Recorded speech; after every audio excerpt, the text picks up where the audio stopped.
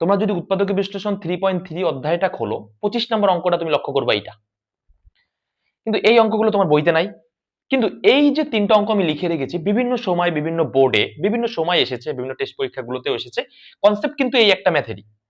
তো আমরা আজকে শিখবো যে কিভাবে এই অঙ্কটা সমাধানের মধ্যে দিয়ে আমরা বাকি 3টা সমাধান করতে পারি, এটা হচ্ছে আমাদের কাজ। এবং এই অধ্যায়ে থেকে এই যে টাইপের কোয়েশ্চেন গুলো, এগুলো কিন্তু সর্বদাই 2 মার্কের জন্য আসে, মানে একটা সৃজনশীলের কয়ের জন্য আসে।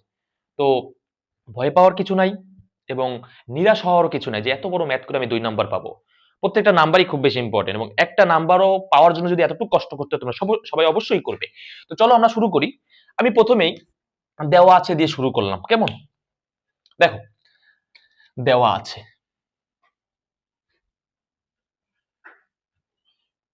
4a square plus on divide 4a square minus 2 plus 4a minus on divide a।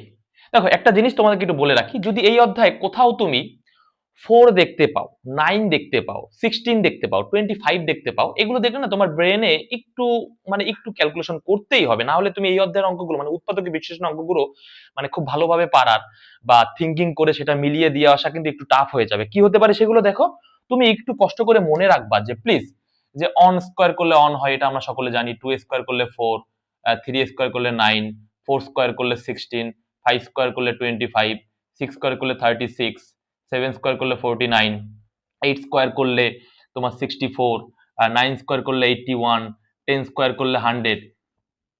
এই জিনিসগুলো না একটু তোমার মাথায় রাখার চেষ্টা করবা। এবং এই অধ্যায়ে যদি কখনো 4 দেখতে পাও, 9 দেখতে পাও, 25 মানে এই পাশের অংশগুলো যদি দেখতে পাও, এগুলোকে বলি আসলে বর্গ সংখ্যা, পূর্ণ বর্গ সংখ্যা।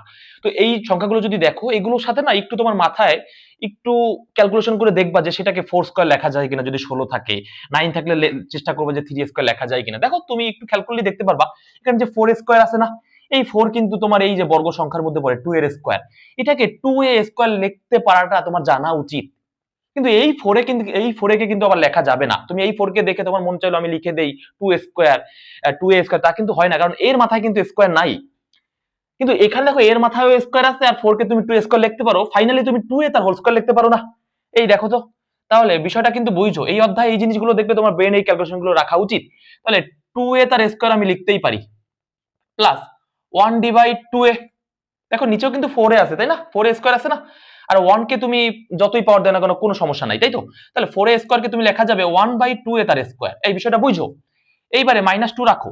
তোমার মনে হতে পারে যে এই 4a কে তো ভাইয়া তার লেখা যাইতে পারে না, কারণ এর মাথায় স্কয়ার নাই। তুমি চাইলেই 2a তার স্কয়ার লিখতে পারবা না। 4 কে তুমি 2 স্কয়ার লিখতে পারো, কিন্তু 4a কে লেখা কোনোদিনই যাবে না, কারণ এর মাথায় স্কয়ার নাই। থাকলে লেখা যাইতো। তো এটাকে কি করব? এটাকে যেহেতু লেখা যায় না, এটাকে রেখে দিই, দেখি কি করা যাইতে পারে পরবর্তীতে।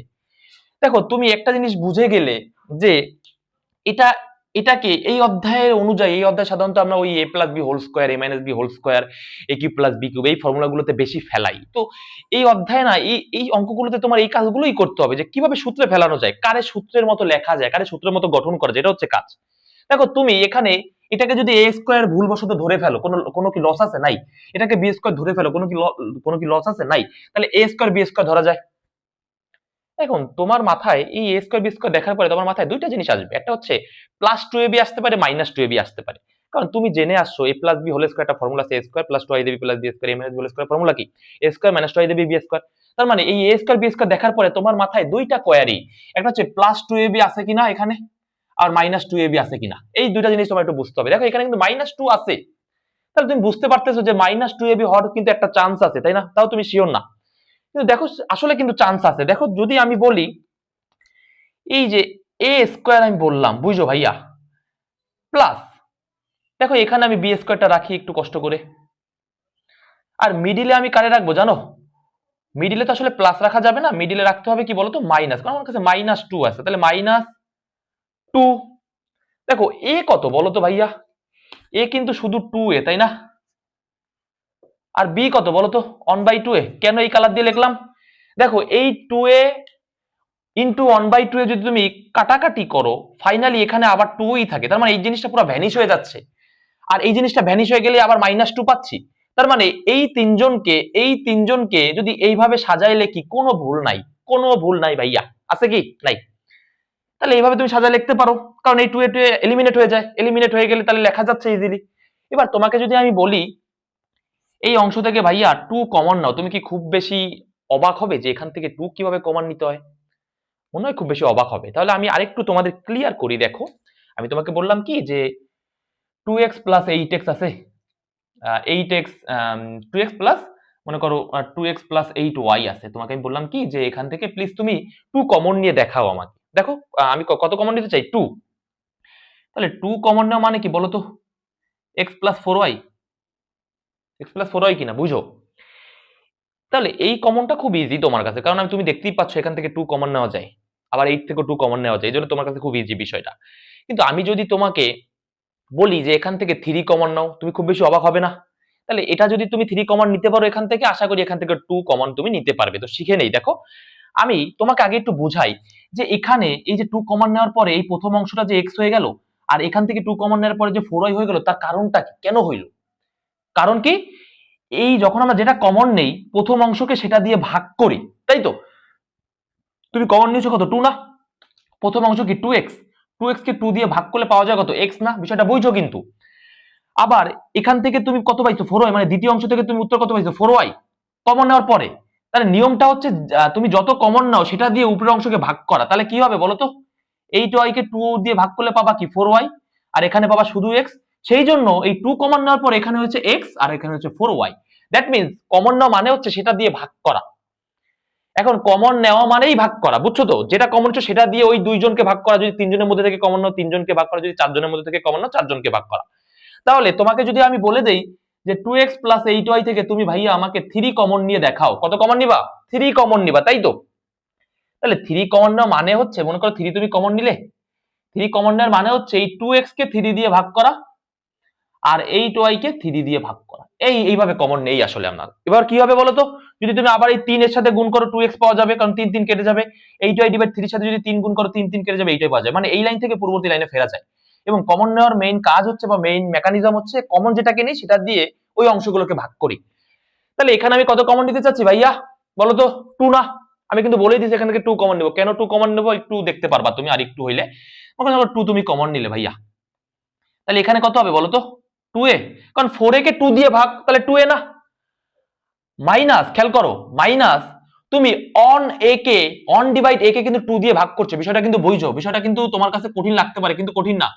তুমি কিন্তু অন বাই a, মাইনাস তো আমি দিলাম, দেখো 4a কে আমি 2 দিয়ে ভাগ করে 2a তো পাইছি, আর আমি জানি কমন না মানে ভাগ করা, কাকে? যার মধ্যে থেকে কমন নিব তাকে ভাগ করা। তাহলে মাইনাসের জায়গায় মাইনাস রাখলাম। এবার অন বাই a কে ভাগ করবা কত দিয়ে? 2 দিয়ে না? এই যে বিষয়টা বুঝছো? কিন্তু বিষয়টা বোঝা গেছে। এবারে দেখো, এবারে এই অন বাই a তুমি রাখলা, আর এই ভাগটাকে গুণ দিয়ে এই 2 টাকে উল্টে দিলা। তাহলে 2 নিচে আছে কি? মনে মনে 1, তাহলে উপরে যাবে 1, নিচে আসবে কি? 2। তাহলে ফাইনালি লবে লবে গুণ হবে 1 আর হরে হরে গুণ হলে হবে 2a। তাহলে ফাইনালি এখান থেকে 2 কমন নেওয়া মানে হচ্ছে 4a মানে 2 হয়ে যাওয়া, আর 1 বাই a হয়ে যাওয়ার 1 বাই 2a। এই বিষয়টা বুঝছো? কিন্তু কেন 2 কমন নিছি এটা দেখে কিন্তু আমি বুঝছি যে আমার 1 বাই 2a লাগবে। আর অনের নিচে 2 বানানোর নিয়ম হচ্ছে এভাবে কমন নিয়ে 2 দিয়ে ভাগ করলে অনের নিচে 2টা আসে। এটা আমি বুঝছি, তুমি দুই একটা বার অঙ্ক করলে, প্র্যাকটিস করলে তুমিও বুঝবা।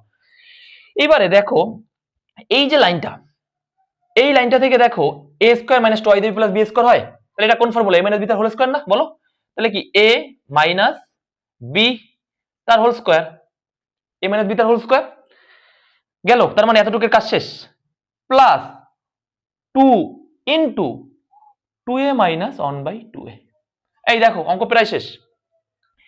এইবার দেখো আমি তোমাকে যদি বলি যে এই দুইটা মানে এই একটা অংশ, এই একটা অংশ থেকে তুমি 2a minus 1 by 2a common নাও। কারণ কি দেখো এখানে 2a মাইনাস 1 বাই a আছে দুইটা, 2a মাইনাস 1 বাই 2a আছে দুইটা, মানে স্কয়ার মানে কি দুইটা না? আর 2a মাইনাস 1 বাই 2a আছে একটা, মানে অনেকটা তুমি এটাকে কল্পনা করতে পারো কিরকম জানো? x স্কয়ার মাইনাস 2x এর মতো। যে এটা হচ্ছে এই 2a মাইনাস 1 বাই 2 কে আমি x এর মতো কল্পনা করি, তাহলে x স্কয়ার মানে পাওয়ার আছে স্কয়ার, তাহলে x স্কয়ার মাইনাস এটাকে যদি x তার মানে কি 2x, তার মানে x স্কয়ার মাইনাস 2x থেকে তুমি x কমন নিবা, এটা হচ্ছে কাজ। তাহলে কি থাকবে? x minus 2। আমরা এটাই মূলত চাচ্ছিলাম যে কমন নিতে চাই, আর এই কমন নেওয়ার উদ্দেশ্যেই আমি এখান থেকে 2 কমন নিছি, জানো এই এর নিচে 2 আসে তাহলে 1 বাই 2a আসে, তাহলে মূলত আমি কমন নিতে পারবো। বুঝছো না বিষয়টা? তাহলে দেখো আমি বুঝে ফেললাম যে এই দুইজন থেকে এবার আমার 2a minus 1 by 2a common নিতে হবে। দেখো 2a মাইনাস 1 বাই 2 যদি তুমি কমন নাও, কমন নিচ্ছ কিন্তু, তাই না?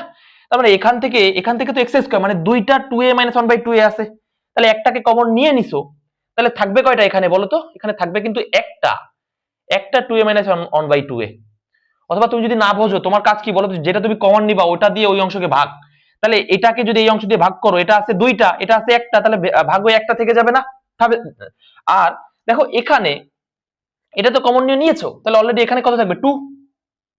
এবারে দেখো, এবারে কিছুই না, অঙ্ক শেষ আমাদের। তাহলে কি 2a মাইনাস 1/2a, আর এটাকে একটা ব্র্যাকেটে নাও, লিখতে পারবা তুমি 2a মাইনাস 1/2a প্লাস 2। এটাই হচ্ছে আমাদের আনসার। এই দেখো, তাহলে কিন্তু আমরা আনসারটা কমপ্লিট করতে পারলাম। এবং এই কনসেপ্টের মতোই আমাদের এই ম্যাথটা, এই ম্যাথটা, এই ম্যাথটা, তাই তো? এখন তুমি কিন্তু বুঝে গেলে যে এখানে 9 আছে না, তার মানে 3a স্কয়ার লিখতে হবে। 3a তার স্কয়ার, এখানে 3a তার স্কয়ার। এবং এই দুইজন থেকে কত কমন নিতে হবে বলো তো? এই দুইজন থেকে কমন নিতে হবে 3। আচ্ছা, আমি একটু ভুল লিখেছি, এখানে 3টা আসলে হবে না, এখানে শুধু 1/a থাকবে, এখানেও 1/a থাকবে, এখানে 1/a থাকবে। আর যখন তুমি এখান থেকে 3 কমন নিবা, তখন ওই 1/a ডিভাইড 3 হবে না? ফাইনালি এভাবে ক্যালকুলেশন করে উল্টে যে এখানে চলে আসবে ভাই আর 3a, মানে যখন তুমি কমন নিবা আর কি, এখানে তো আর আসবে না, এখানে এখানে কিন্তু অঙ্কটা এমনই থাকবে ভাইয়া। আবার এখান থেকে তুমি কমন নিবা কত বলো তো? 4, কারণ 4 কমন নিলে 6a/4 মানে 4a, আর এখান থেকে 4 কমন নিলে 1/4a। এখান থেকে কমন নিবা কত বলো তো? 5, তাহলে 5a হবে, আর এখান থেকে হবে 1/5a। আর সেম এখানে 5a তার স্কয়ার, 1/5a তার স্কয়ার হলো। তাহলে এটাকে a square minus 2ab plus b স্কয়ারে ফেলাতে পারবে, এখান থেকে কমন নিবা। সেম ভাবে এই কনসেপ্টেই তুমি ম্যাথটা করবা। তো এটাই ছিল আমাদের এই উৎপাদক বিশ্লেষণে এই ম্যাথটা নিয়ে কথা।